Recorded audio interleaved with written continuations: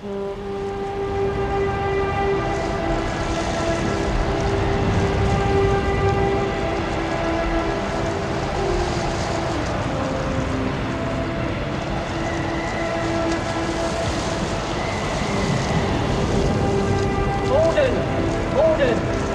send more house to save the house. Come on, the house! Can't find Did you play against Bob Holmes, Joe? Dooch? I don't think so. Certainly not this team. He might have played a bit of second team cricket when I was a kid, but properly rotund rugby player, weren't Yeah. you, Jez? Yeah. I've got the scorecard, Jez. It's 4th of September 1993. Yeah. I've got the bowling figures, Blaise. Go on. Cameron Williamson, 18 overs, 3 for 75. Quite Ryan good. Ryan Hesketh, 11 overs, 3 for 83. BK Stansfield, 5 overs, none for 29. That's all right. Less than Not bad. sixes. Matt Hope, 9 overs, none for 83. Leave it outside. And Jez Hope, 3 overs, none for 30. I thought I'd bowled a lot. I thought I'd bowled quite a few early on there. That's the game. Yeah, I've got it up now. Yeah. Peter Wood 107, Michael Bevan 142, and I'm sure Bevan was out. Yeah, it was out. Bevan was the 3rd wicket out. Can you remember catching him, Jet? Can you remember catching him off Ryan? Yeah, He moosed it to the moon, but it only got to bowler's stumps, and Ryan was stood right underneath it and just said Jesus. And I can remember you catching it and you fell in footholds because That's right. That's steepling. Yeah, buried me down. Yeah, good memories that, Chris. Is there any other games and stories you've played in? So, do we know how many games you've actually played in, Chris? Not a Scooby-Doo, Jez. Oh, Joe Martin, task for you. Yeah, it's 804. Good luck. Can you remember that season as well? We got knocked out in the cup in the first round, strangely enough, by Colne. I think we bowled them out relatively cheaply, and we were out even more cheaply, obviously. And Nick Moulding, do you remember Nick Moulding? Yeah. He bowled. I had a look at it today because it hurt me at the time. He bowled 4 overs, 4 for 10. And we just couldn't get him, me and Cameron couldn't get him off square. Yeah. And we played him the week after in the league over at Colne. And again, we lost the first 2 wickets cheaply. Trevor Kegg, 2 LBs, I think it was. Me and Cameron went out to bat. And the first thing he said to me, he said, if they bring that Moulding on, he's not going to go for less than 10 and over, right? Wherever he bowls it, he's not going to go for less than 10 and over. He come on maybe after me and Cameron in batting for 7 or 8 overs. He came on, first ball, Cameron hit him for 6 over cover, just a spliced one, carved into the road for 6. He then hit him for 4. He then hit him for maybe a 3. I got the other end, hit him for a 6 into bowling green, hit him for another 4, and then we got a 1 off the last over. And he bowled 1 over for 22, having got the previous week 4 overs, 4 for 10. 10, yeah. And you know what, Nicky, we're a bit of a hothead, weren't he? Yeah, he was. And he turned round after the first 4 balls had gone for like 15, and he turned round to me. I can't remember who was Colin skipper at the time. He said, "What in hell are you doing?" He said, "It's not me, it's them. I'm not Superman." Yeah, I do remember that. It was second round at Cup, and we really thought we were going to go places that year in the Cup. Yeah, fantastic, Nick Moulding. Is there any other stories you've got there, Chris, that we can discuss? I can remember who was talking about the Joe Angel one when we're at Gary there about the Teds. Joe Angel and Ted when he came and said I couldn't see what he was doing, but that's, you know, he'd hit him that often. I can remember we were in the dressing room at Burnley that day, and Craig Light was next to go in after that, and he was sat at Burnley, sat on a chair, and next to him he had another chair with his helmet on. And while the ball's, you know, flying round Ted's head and whoever I was opening with him, Craig was kept going, picking his helmet up, putting his helmet on, putting it back. Should I wear my helmet? Should I not wear my helmet? Should I wear my helmet? Should I not wear my helmet? Ted gets out, he walks in, picks his helmet up, puts it on. First ball, Joe Angel bounces him, he ducks, it hit him right on top of head. Yeah. First time I've ever seen a one bounce four off an helmet. Yeah. And you just say, oh, lucky you put your helmet on there, Craig, or else they'd have knocked some more sense into you. Yeah, Craig, right. Yeah, I do. I remember that, he did, yeah. Yeah. Les, just talking about cricket helmets, you always tell me so about when you got your helmet with the plastic. Oh grill. Yeah, that was my first season. You know, I played five games. We played Aslington at home, and in those days there was the infamous Lowerhouse Ridge on the sort of like top half of the square. And we played the old Conquer in Aslington, and we bowled them out for something like 110, which was unheard of. That's how bad the wicket were. We bowled them out for 110. And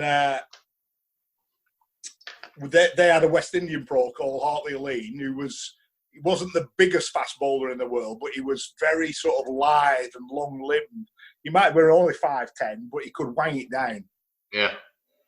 Iggy went out to bat, obviously, first time. Iggy used to bat with one of them, you know, Graham Gooch helmets with just the earpieces on. Iggy gets a brute of a ball, hits him on hand, he gets caught behind, he comes into the dressing room and said, some bugger's going to get killed out there. Yeah. Oh, thank you. I'm waiting to go in. So, you know, in them days, you know, God forbid we had COVID-19 in those days. You had shared helmets. We had about 3 helmets. Yeah. So you could have Iggy's with earpieces. You could have maybe Stan's with earpieces, or you could have this white helmet with a polycarbonate visor, a full face polycarbonate visor, and the only thing that it had were 3 circular holes in it.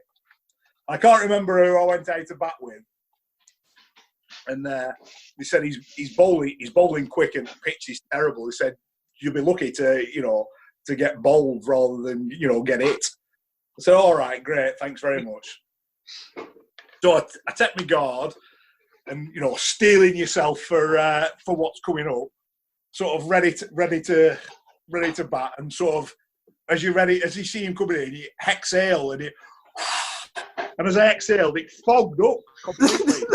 So not only is he bowling lightning speed on a terrible track, I've blown on the inside of this polycarbonate visor. I couldn't see it. Fortunately, wicketkeeper took it before he had a chance to unfog. I think he bowled me about 4 balls later, but they were dreadful. Those helmets, absolutely dreadful. Yeah. Yeah, I do. Good helmet story. Yeah. Good helmet story involving our buffoon in chief, Mr. Heaton.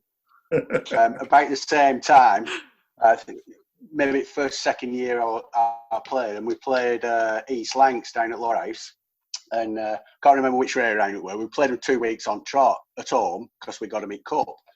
So Rifle's bowling. Stan wears, I mean, we had the white helmets in those days, and like you said, and Rifle clocks Stan right on the badge, well, where there would have been a badge on this white helmet. Stan's a bit dazed and all this sort of thing. Next ball, or a couple of balls later, he's out, comes in, and there's this helmet, so there's a big mark on it, paint and stuff.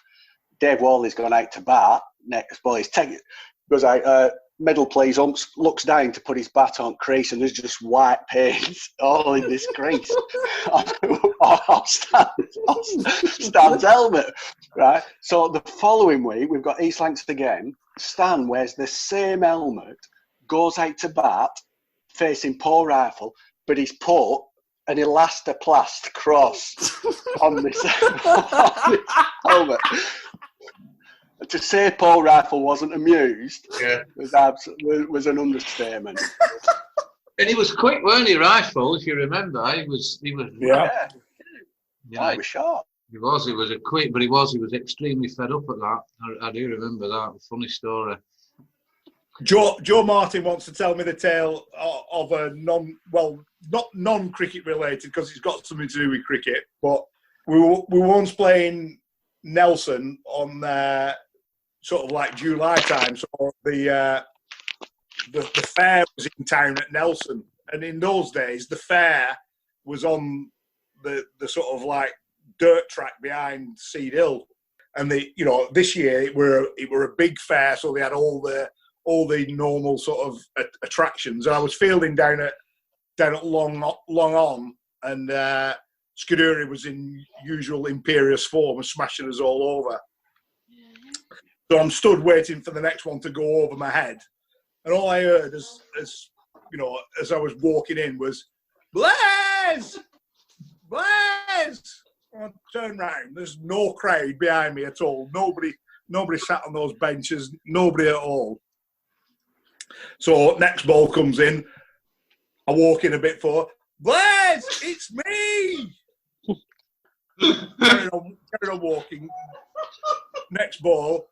Blaze, it's me. It's Dave. I want Big Wheel.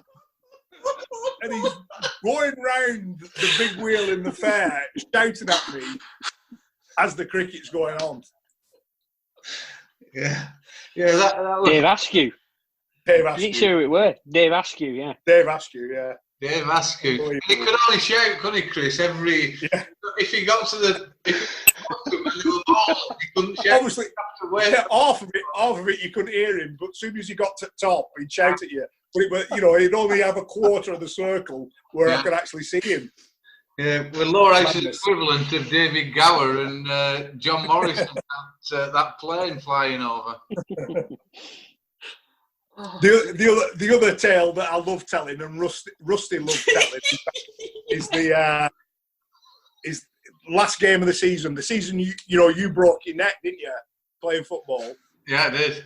Up Belvedere. Somebody had gone into your back of you while you were going up for one of my sort of skew whiff kicks again. Yeah. And you got home and sort of like felt a bit sick, and then this rang you up, didn't it? Mr. Hope, whatever you do, don't take that plastic brace off. You need to come in straight away. Yeah, that's right. Yeah. So Jez has broke his neck, and he's scoring in the last game of the season. They've got Carl Hooper as their sub-pro. And, as per usual, he's running through us a little bit. I'm still batting. I think I've got maybe early 30s, something like that, when Rusty comes out to bat. Now, I think it's Rusty's last ever game, but when you look at the scorecards, he actually played some games the year after when he was second team captain. But, it was like it's Rusty's swan song. So Keith walks in to bat, as per usual with Keith. He goes through all his little mannerisms that he's got, taps his glasses up to his nose.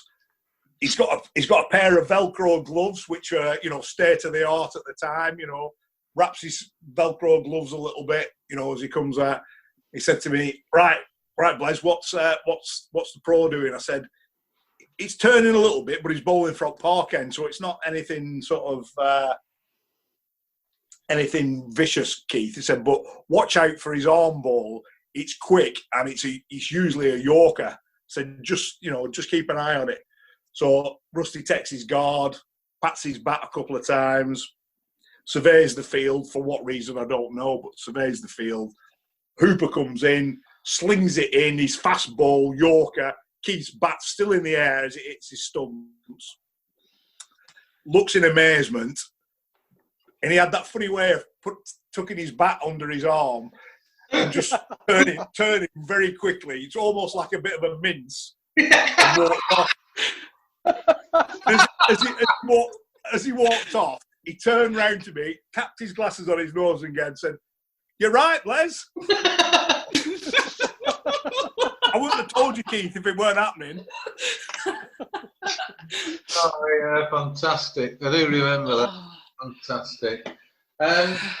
Right, we've 8 minutes left. Is there anything else from you, Blaise, before we go down to the... and we can dial in again, there's no dramas. Don't feel that you need to miss anything out, and then I'll go around the others. I think it's beholden of us to tell the Higgy story of when he played. I don't know whether you played, Jez. I can't remember when he had 4 catches and he never got a wicket keeping collection, did Higgy? And he always bemoaned people who had pros who had spinners and they got stumpings as well as catches. And I can't remember who the actual batsman was, but Higgy was on 4 catches, and one of their batters towards the end of the inning smashes one straight up in air, literally straight up in air, and Higgy stood up, so it goes up in the air, and Higgy shouts, "Higgies!" And it's unbelievable. He's going to get his 5 catches, get a collection. Yeah. Ball started drifting on the wind a little bit, and he's trotting after it towards cover. Everybody's standing out at way. He's elbowing out at way as he gets to it, but it carries on blowing. Yeah. As Higgy gets to it, he sticks his hands out, but for some reason, his feet are underneath his hands. It goes straight through his hands. It doesn't even touch his gloves, and it hits the end of his toes and just bounces off his toes and goes for 4. Not only does he drop it, it hits his toes and go for 4. And Higgy turned around and said, "They're good, these toe protectors, aren't they?"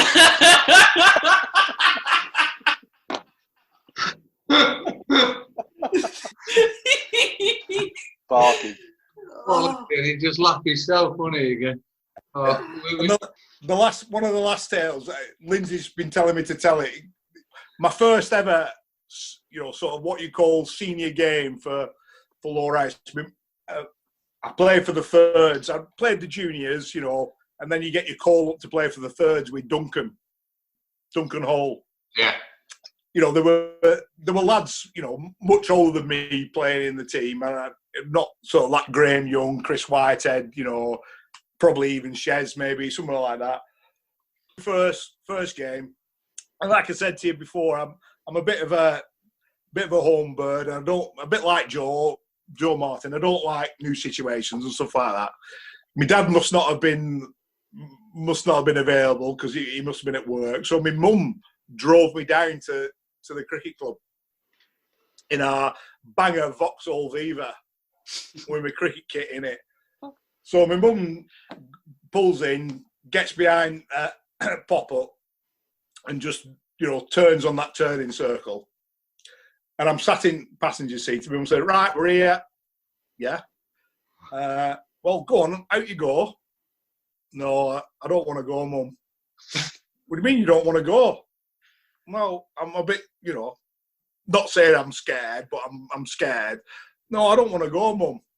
And she "Yeah, tell you what you are doing." She walked round to the car, took my kit out, threw it on the floor in front of the car, said, "Get out of this car now. You are playing for that team." And I sort of like, a couple of little tears sort of like dropped down my cheeks as I picked up my stuff and walked into the dressing room and my mum's thrown my kit out of the car. Oh, I remember that, Chris. You were 26.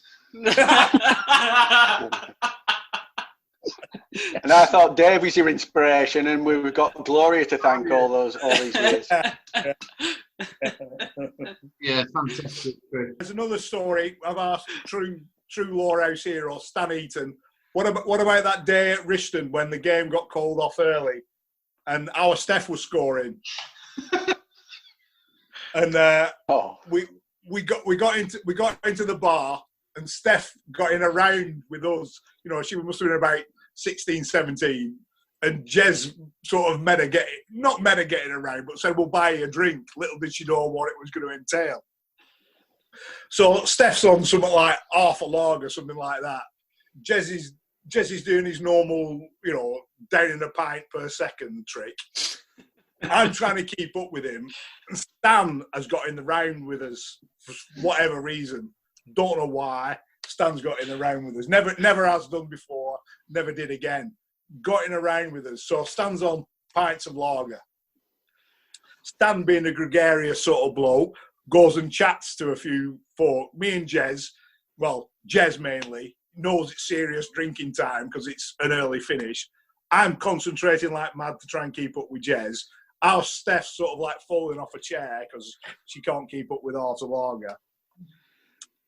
I'm sort of like getting a bit behind. Jez is having a few in between his. Stan comes back to the bar. He's got 4 pints lined up, and he hasn't finished the one he's gone with. Yes, better. Right, get me a Cinzano.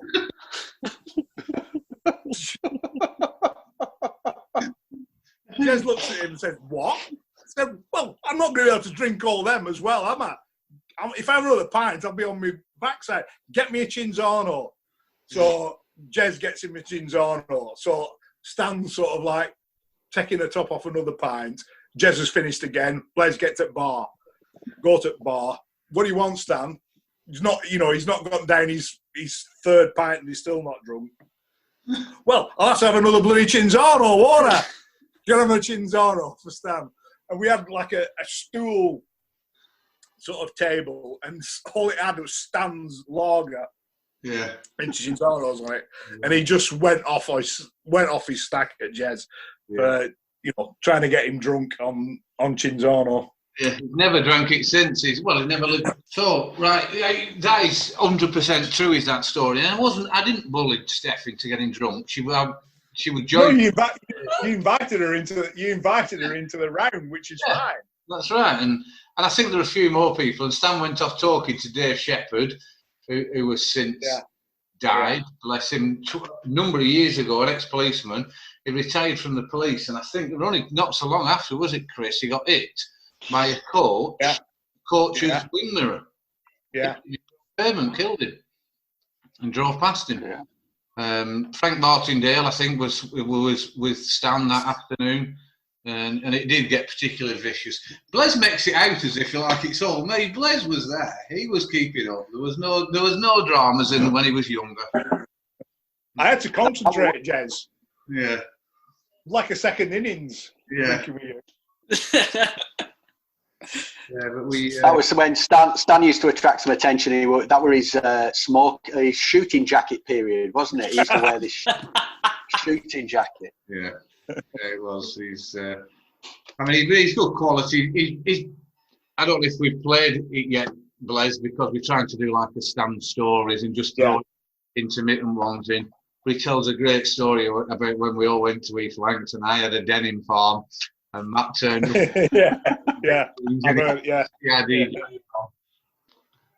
I've recorded all these, I think.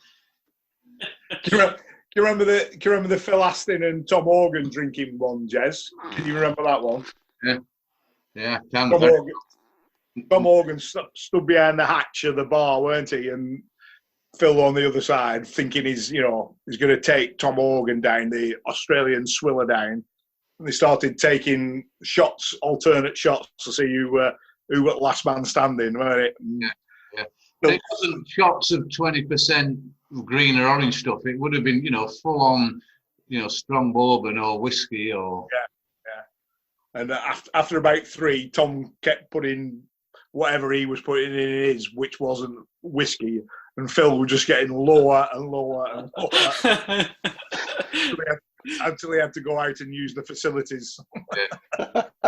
Top step. Phil had come back from Manchester. I think that was his first year back after getting paid in Manchester, and came back. But he was a character, wasn't he, Tom Organ? Yeah. Again, it was another half season, that one, but he was a character. Yeah. He was left arm spinner. Him and his missus. Well, she weren't a she ball spin as well. Left arm, Joe. Obviously, he's an amateur. Yeah.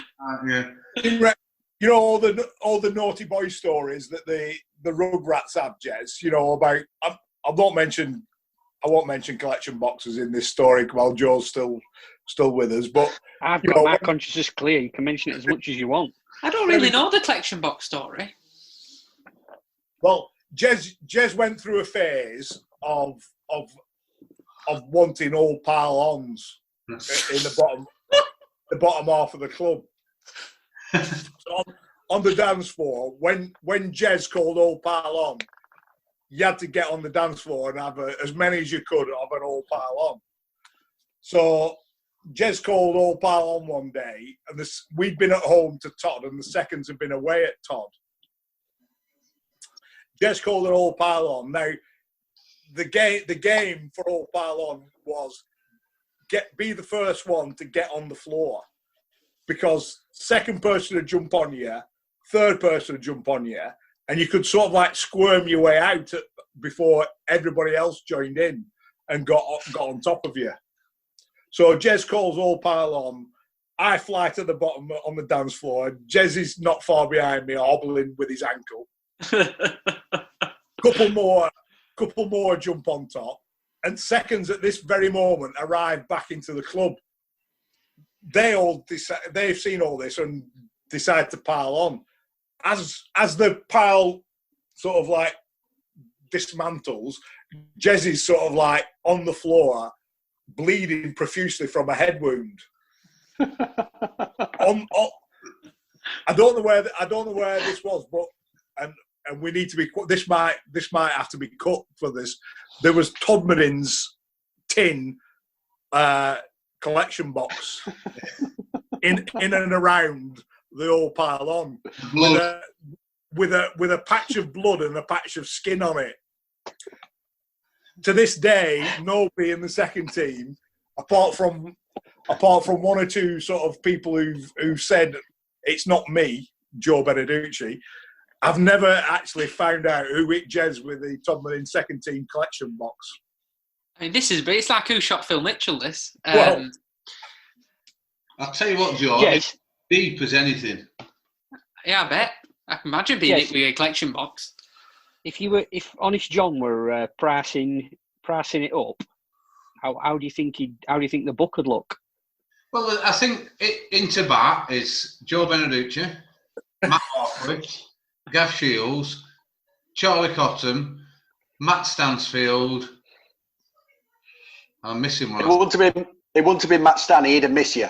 He would have just been running to do all pile on. He'd have missed it. What would the sixth have been? Russell. Johnny Russell. Johnny Russell. That's it. So that's the sixth. So it would go along the lines of Matt Stansfield 25-1 for the reasons just mentioned. Joe Beneducci would have been an outsider, I think, because I think he had more about him. I don't think he would have been so underhand, so he would have been about 8. So he would have been about 8. Johnny Russell, I don't think he would have done that. Johnny Russell was more fun-loving, so Johnny would have been 6s. Charlie was always a fitness fanatic, but possibly wouldn't have thought about it, so he'd have been 5. So we're down to Matt Marquis and Gav. Probably Matt Marquis at 5-2, and we'd look at probably Gav at 2-1, if not a bit shorter. Ooh. So Can I have a tenner on Marquis? I knew I'd get it.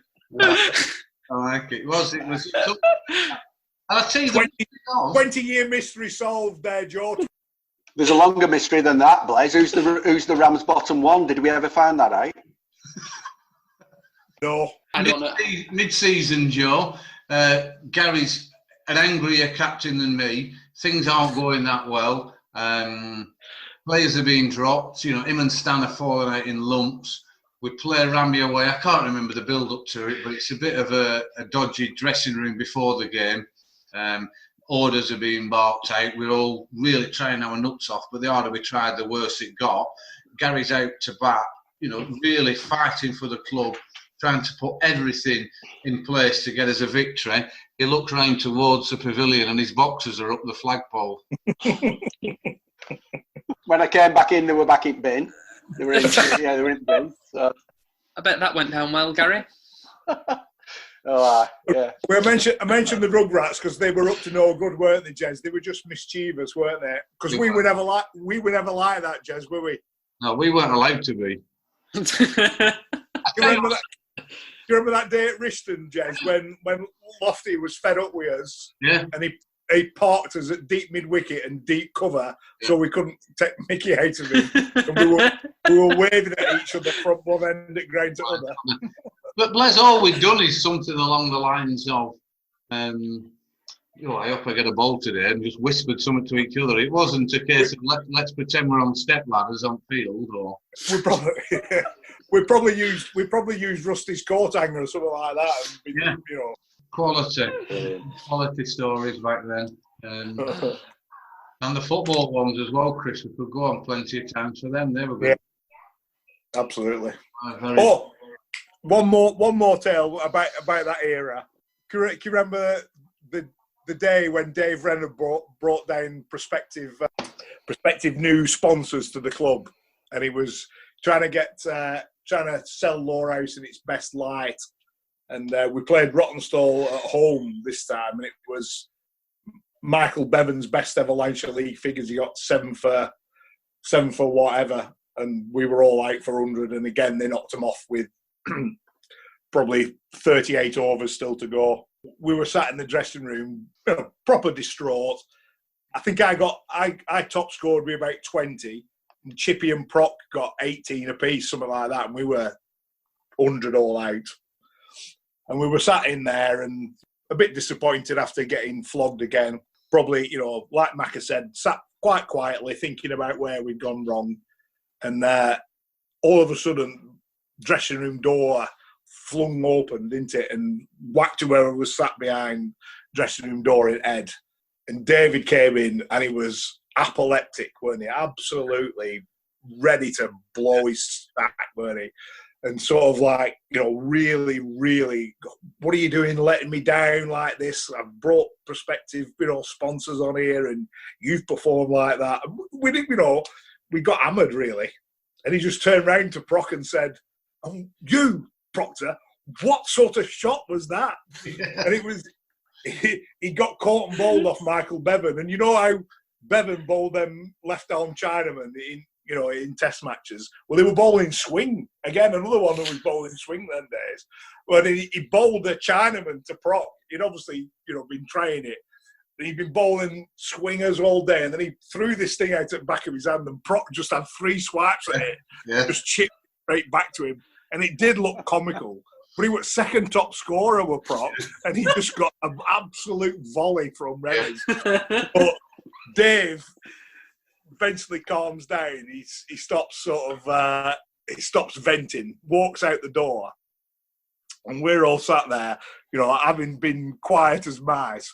Dave, just somebody have a look to see where he's gone, and he'd gone back far enough, and we just burst out in absolute hysterics and just pointed at Proc saying, it's all your fault, it's all your fault. And I don't know who was captain on that day, but whatever, Proc were in seconds the week after, and I'm sure it must have been Renners that insisted on him being dropped. Yeah, I think it might have been Trip or someone like that. Yeah, I do. But then Renners apologised, didn't he? He said, look, yeah. I think we lost a fortune. I think we'd lost some sponsorship, or we'd lost something because of that performance. It was strange old times. And we had a few people busted into the dressing room, didn't we, on other games? Ken Shotcock, he was the elite. He got asked to leave. So what a great episode that is, everyone. It's there's some fantastic memories there from, no doubt. Is a legend of the club, and as we've discussed, potentially that record might never be broken. But let's see. I'm quite sure that his 16,000 runs will take a lot of breaking. We'll have to. Some people have to play some years. So, Chris, thanks ever so much for coming on the podcast. Really appreciate your time, and thanks so much, Chris. Have you any final words for us? No, thank you very much, and I've enjoyed my time as a late sub, as you said. You know, Fantastic. Thanks very much, Chris, and thanks very much to Joe and Dooch and Gary Morehouse, and we'll see you all at the next podcast. See you soon, all.